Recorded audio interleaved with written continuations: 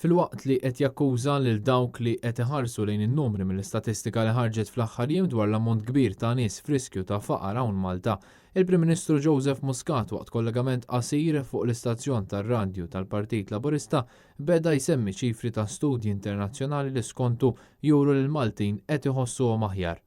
Dejjem għajt ngħid u bqajna ngħidu li dak l-aktar li jobs huwa dak li jħossu il-familji Maltin u għawċi.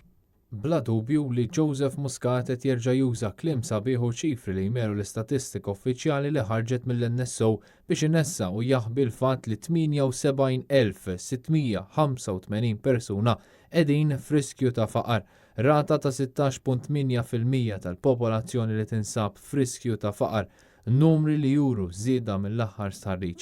Dan biex wieħed ma jsemmix ukoll il-113,238 persuna li jinsabu f'riskju ta' faqar meta tinkludi benefiċċji bħal pensjoni.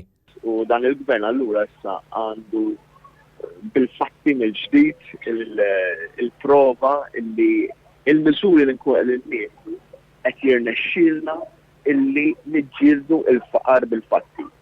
Il-fatti li ħarġu f'din l-aħħar statistika juru li hemm madwar 36,000 ruħ li m'għandhomx biżżejjed flus biex iżommu d-dar tagħhom sħuna fix-xitwa, 27,000 ruħ li ma jaffordjawx jiklu laħam, tiġiġ, ħut jew ħaxix u 12,000 ruħ li mhux jibqalhom biżżejjed flus fl-aħħar tax-xahar biex iħallsu l-kontijiet tad-dawl u l-ilma u l-lowns tal-bank. Il-fuq minn 9,500 ruħ m'għandhomx biex jixtru karozza. Madankollu Joseph Muscat jibqa' jmer il-fatti. Ovvjament jisegħu hemm interpretazzjonijiet dwar numri assoluti li ivarjaw minn interpretazzjoni għall-oħra. Numri kbar ta' qdiet ukoll stqarru li s-sitwazzjoni preżenti mhux kif qed jipprova jpinġi għall-Gvern.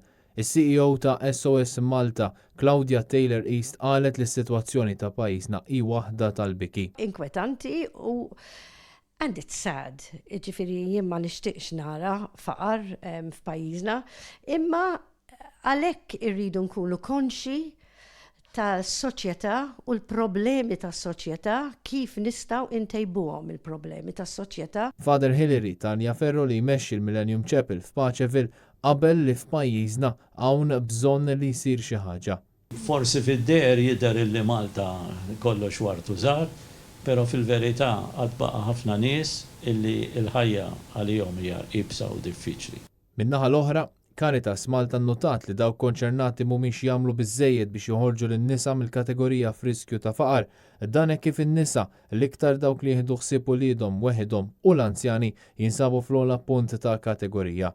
Il-Prim Ministru fakkar li dawn in-numri kbar u allarmanti li ħarġu mill-NSO huma bbażati fuq is-sena 2017.